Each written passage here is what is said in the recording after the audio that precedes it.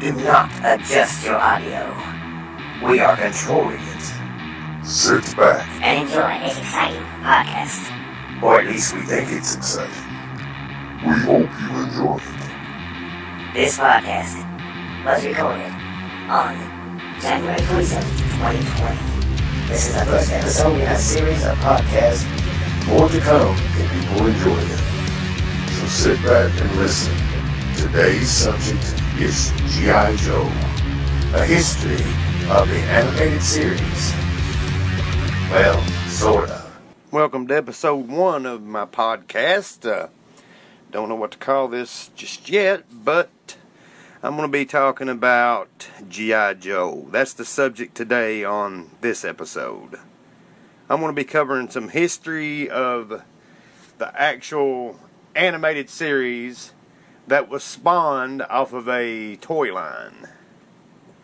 Hasbro made the figures in the early 80s, so they made a cartoon series based off of this toy line of little 3.5 inch, I believe they was, action figures.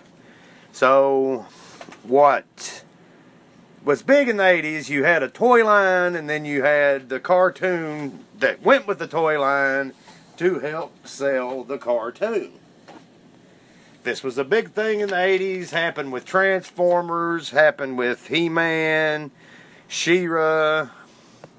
It just happened with a bunch of stuff. It's just the way the 80s was made. But it got its start as 2 5-episode miniseries in like 1982. Hasbro launched the toy line in 82 as well. And they also had a Marvel comic series in 82 that was commissioned by Marvel Productions to produce a full animated 30-second commercials which were broadcast in order to promote the toys and comics, beginning with the ad for the first issue that aired throughout the spring of 82. The popularity of these commercials led to a production of a 5-part G.I. Joe miniseries which aired in 83, which was later known as The Masked Device. Pretty much the plot of that episode centered around a masked device, a powerful matter transporter, and G.I. Joe and Cobra race around the world to acquire the 3 catalytic elements which power the machine. So basically G.I. Joe and Cobra, they're like going around the world and they got to find all these things to make this machine up. This is supposed to be a powerful machine, and if it gets into the hands of Cobra, then all is lost. Then this was followed up in 1984 by The Revenge of Cobra, which had a similar plot that involved the Joes and the Cobras traveling around the world to recover the scattered fragments of Cobra's new weather-controlling weapon, the Weather Dominator. Well, anyway, both of these miniseries would later, in 1985, launch the full series of G.I. Joe. G.I. Joe was created by Sunbow Productions along with Marvel, and the original run of G.I. Joe only had 95 episodes.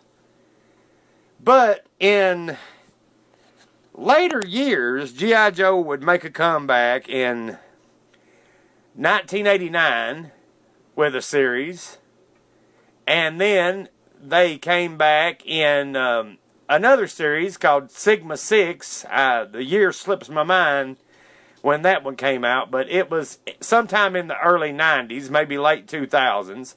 Then in like 2010, you had the 26th episode G.I. Joe Renegades that aired on the Hub network.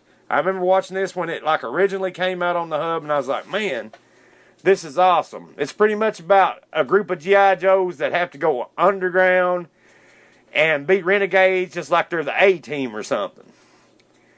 But the first season of G.I. Joe started in 1985, and that first season ran for a total of 55 episodes. The second season, which started in 1986, ran for a total of 30 episodes. Then, in 1987, we got something awesome. we got the G.I. Joe the movie.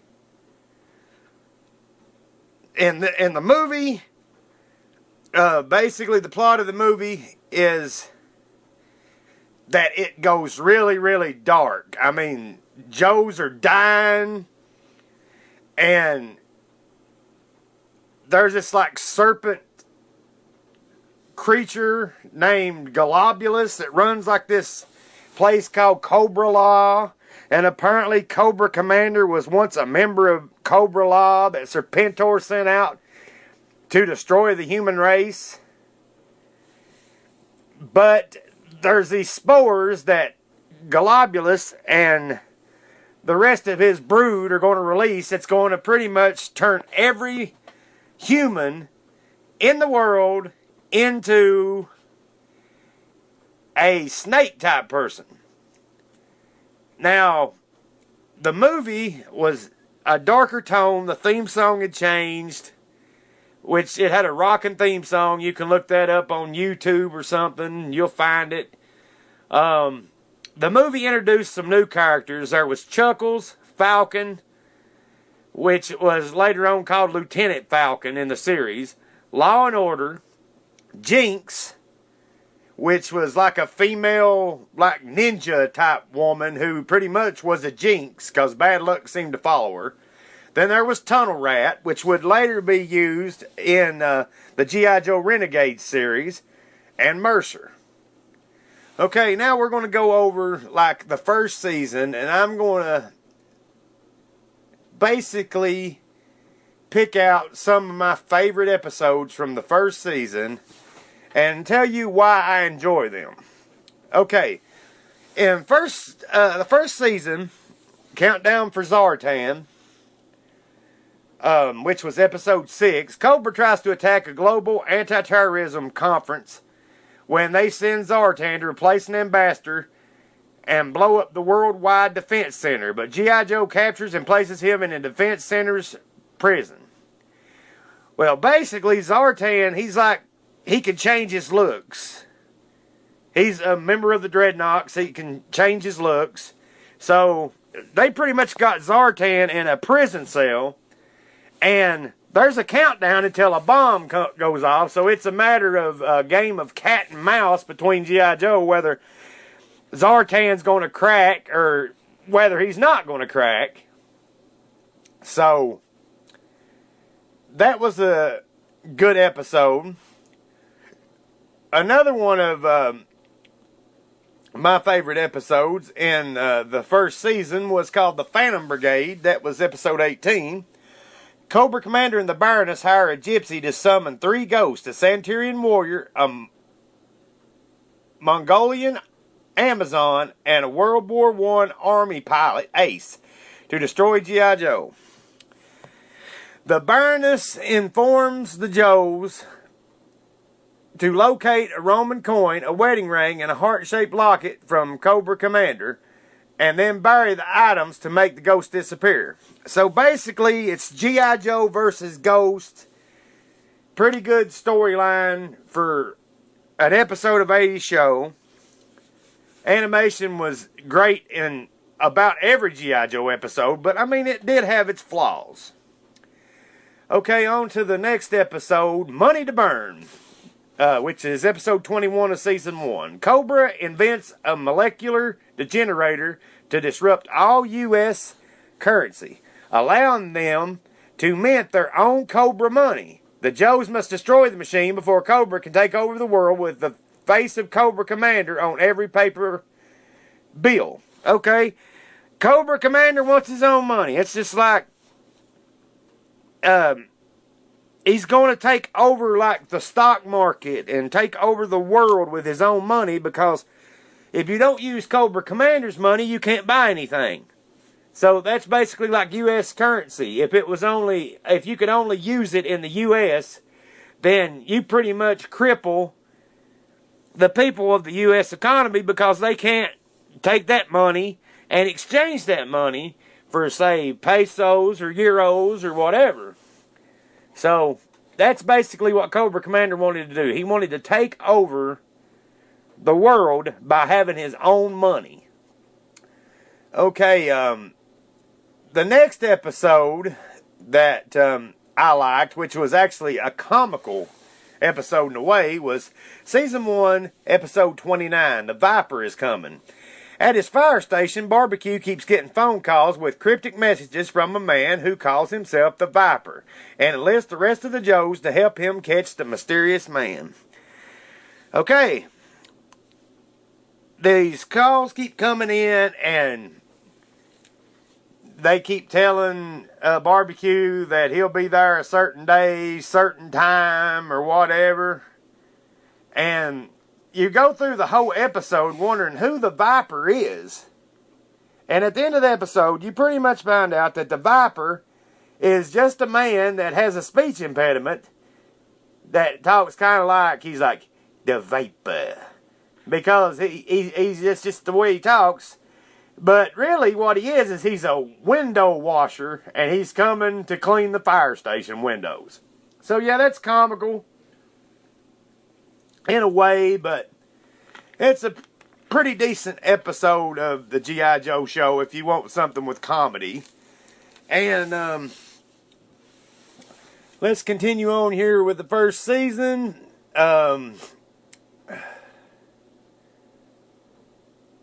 Worlds Without End is probably by far my favorite episode of the whole G.I. Joe series. Out of all the series that they've made, it was a two-parter, which was episode 36 and 37 of season 1.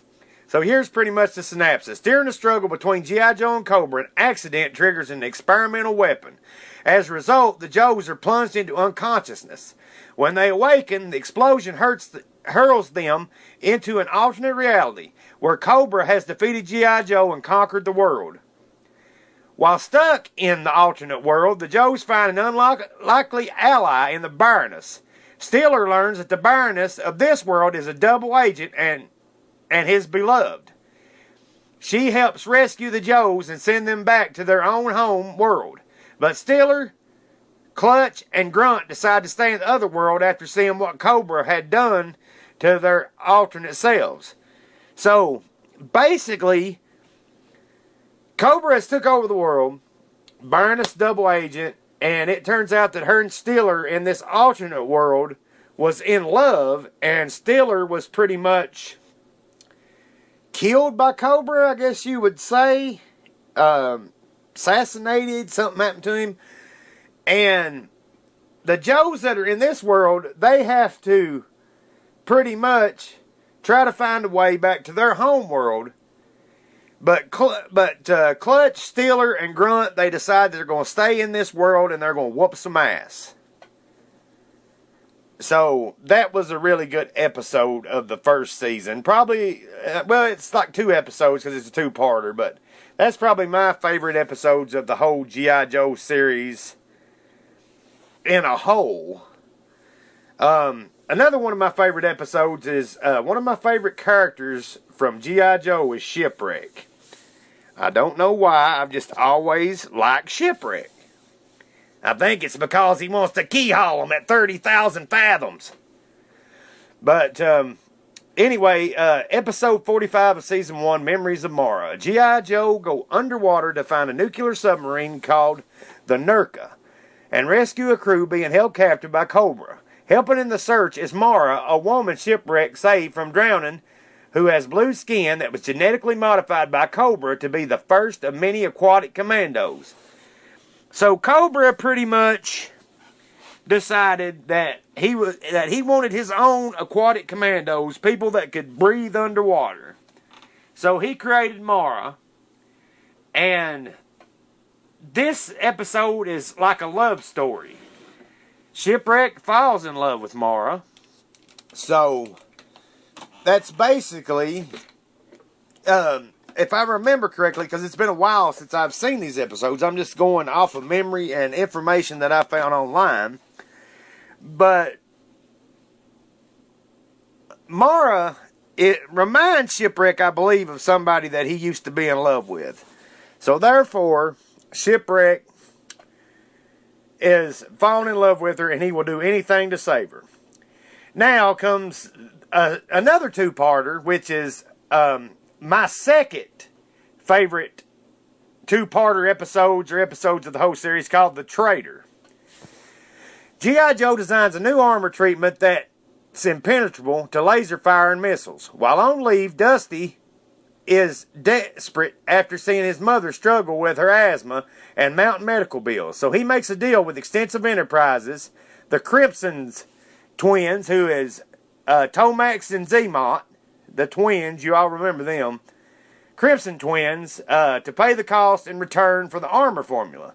He secretly informs Cobra about it, leading his team into an ambush that left Duke in a coma. Now the Joes have a traitor in their midst. Okay.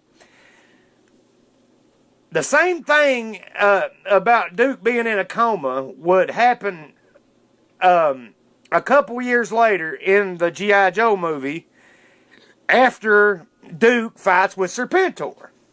Which we think, when we was that age watching it, when we were younger, we thought Duke was dead because his heart was pierced.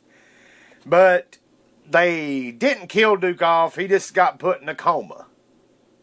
But it was unlike the Optimus Prime death in the Transformers movie, which I might talk about in a later podcast if this one does good enough. Anyway, that was the plot of the first part of The Traitor. So let's get back on track here. The second part, in order to prove himself in Cobra, Dusty must battle a Cobra soldier named Lieutenant Claymore in an arena of death with man-eating piranha. G.I. Joe revamp security and launch a full-scale assault against their former comrade in Cobra to protect their armor treatment project. But when the Joes are captured by Cobra Commander to be subjects for his mind control gas, an unexpected twist of events proves that not all is what it seems. So basically, this episode, Dusty seems to himself, well, not to himself, to G.I. Joe, that he's nothing but a traitor, that he sold him out for money. So they kick him out, but it's all a big secret that only Duke knew about. And where Duke is in a coma, he can't tell anybody. But it was all a secret that was between him and Dusty, so that Dusty could go undercover, get the money that he needed, and pretty much try to bring an end to Cobra. Really good episode. Okay, and then episode 51 was a really good episode of season 1 called Cold Slither. After Cobra is disbanded, Destro invents a subliminal enslavement program to bend the will of the population to Cobra's way of thinking.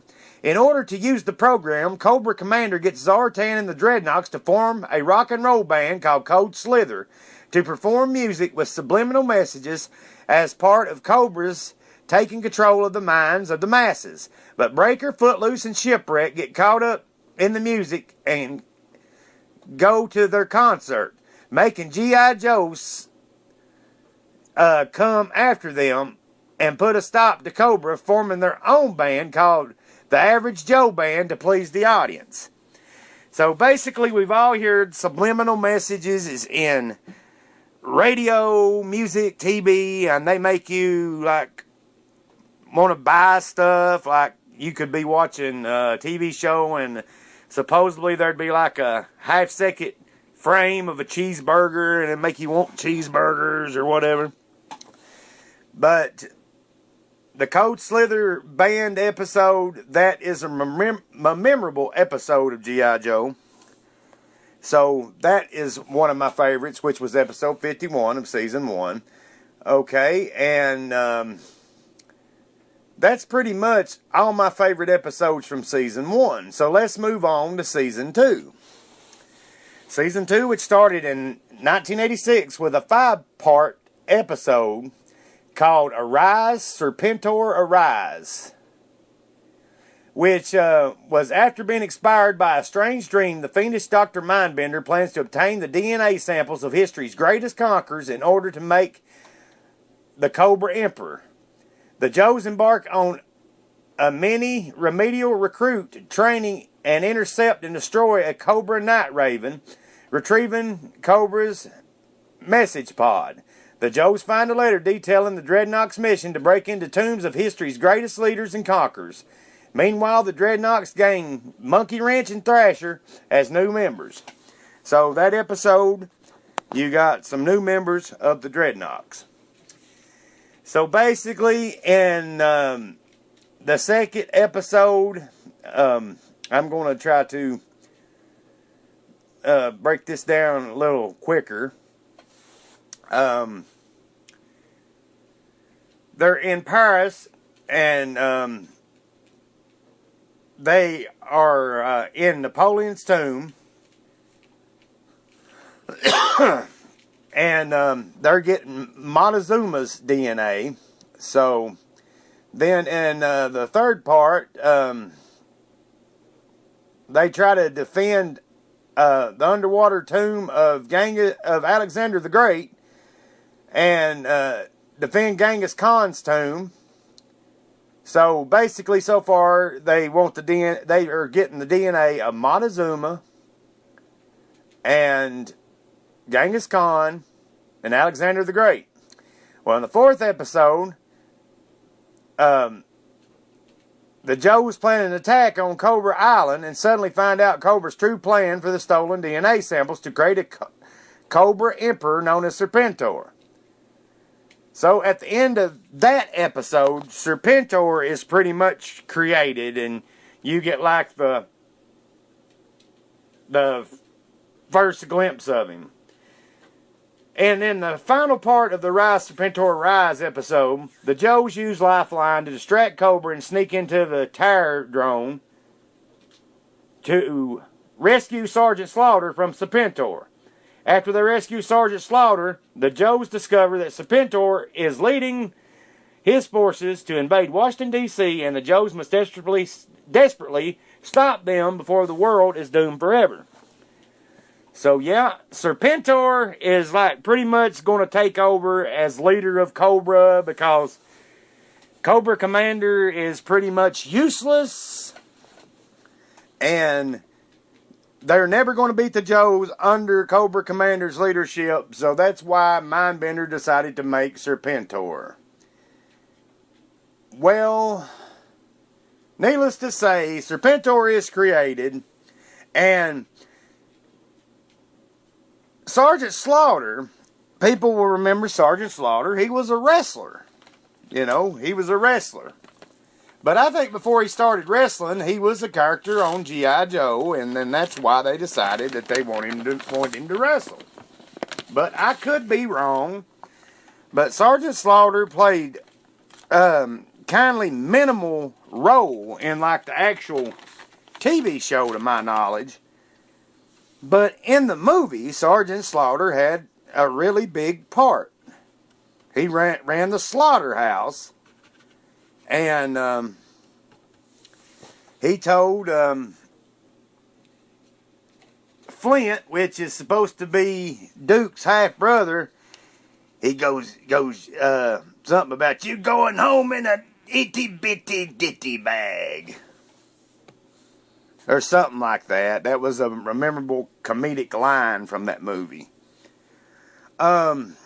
Anyway, let's continue on. Probably my next favorite episode from the season 2 of G.I. Joe was probably Raise the Flag, because it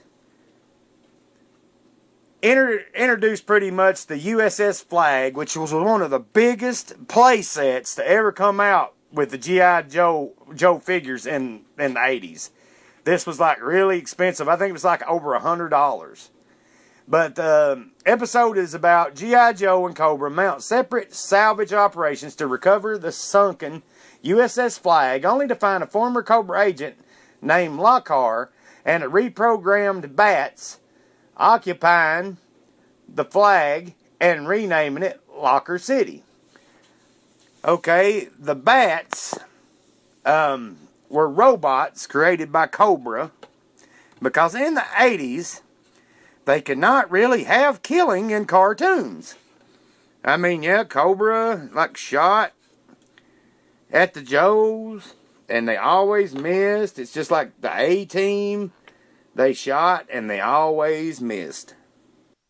Also, in the cartoon, they didn't use guns. They used lasers. Which is weird that they use lasers, but they use lasers in the cartoon. But the USS Flag was like one of the biggest play sets that was ever released in the 80s for these little G.I. Joe figures. So, let's continue on with probably the last 2 episodes of season 2 that I actually remember that I enjoyed. That episode, by the way, the one about the flag, was season 2, episode 20. Season 2, episode 28. Nope, I skipped one. Season 2, episode 27. Not a ghost of a chance. Cobra is suspected of shooting down an experimental military jet, and the Joes must prove that they are behind the attack. The attack, I mean. I just can't speak. Anyway, I remember watching that episode. Don't remember much about it, but I remember enjoying it. Just the title brought back some form of memory there. Sins of Our Fathers. Dialtone is dismissed from the Joe team and ends up helping Cobra Commander raise a monster from the ruins of Castle Destro in order to destroy Serpentor. So yeah, I remember this one. Castle Destro built the castle and stuff, and there's actually an episode of G.I. Joe Renegades, I think, that deals with the Castle Destro. And in the presence of my enemies, which is episode 29 of season 2, when Slipstream is shot down by a female Stratoviper near an abandoned Cobra laboratory, both hunt each other down. This is like a game of cat and mouse, but I think they eventually have to team up together in order to survive or find civilization or something like that. Well, in 1989 through 1992, as I mentioned at the start of this podcast, Sunbow and Marvel had created the series. Well, they decided after November 20th, 1986, which was when the last episode of G.I. Joe aired, in its original airing, they decided they was going to make a new series. It was a Deke series. Deke made it from 1989 to 92. They all had all new looks. The theme song was pretty much different. Cobra Commander did not look like he did in the 80s series. They started with a 5-part episode called Operation Dragonfire, which was centered over 5 days. And on September 4th through September 8th of 1989 is when they did that. Then you had a season 1 from 1990 to 1991. And then you had season 2 from 91 to 92. Well, the only episodes I really remember from this show was episode 2. Because I remember getting an action figure probably in like about 92 or 93. And it came with a VHS tape of this episode, which is Season 1, Episode 2, Revenge of the Pharaohs. A stolen artifact causes Night Creeper leader to believe he is a reincarnated pharaoh, and he kidnaps Lady J as his queen. Now, I don't know much about the 89 series, so I can't really embellish that much on it. But I do remember that episode being pretty good. So you may want to check it out. They do have the pretty much every episode of G.I. Joe on Tubi TV. And no, I'm not dropping a plug for Tubi TV because they're not paying me anything to say this. I wish that I could get paid for these podcasts. That would be nice. But, I mean, I just like talking about old cartoons and TV. And I thought, what better to start it all off than talk about G.I. Joe, the real American hero. That's what they was originally called. And the thing is I've seen the show so much, I can do the little voiceover thing from mind. G.I. Joe is the code name of America's daring, highly trained Special Missions Force. Its purpose to defend human freedom against Cobra, a ruthless terrorist organization determined to rule the world. Well, I'm going to leave you on that. This was the first episode of my podcast. There might be an episode 2. Then again, there might not. Then again, people might say that this sucks. Then again, people might like it. But we're just going to have to wait and see. I don't have a name for it yet, but I'm sure by the time this is uploaded, I will have a name for it. Maybe later on, I will try to get some guests to do the podcast with me, which is going to be crude because I don't have the equipment really to do an actual podcast. But thank God for a speakerphone. And I might have some people, want to talk this shit out. And I'm going to try not to cuss that much in these podcasts. This one right here, I only remember cussing twice in it. So it's still pretty much family friendly. But be warned that future podcasts may not be family friendly. And I will try to put not family friendly in like the description of them. But until the next time, which I don't know if there'll be a next time, but we'll see. This is the first episode of my podcast, which was recorded on January the 27th, 2020.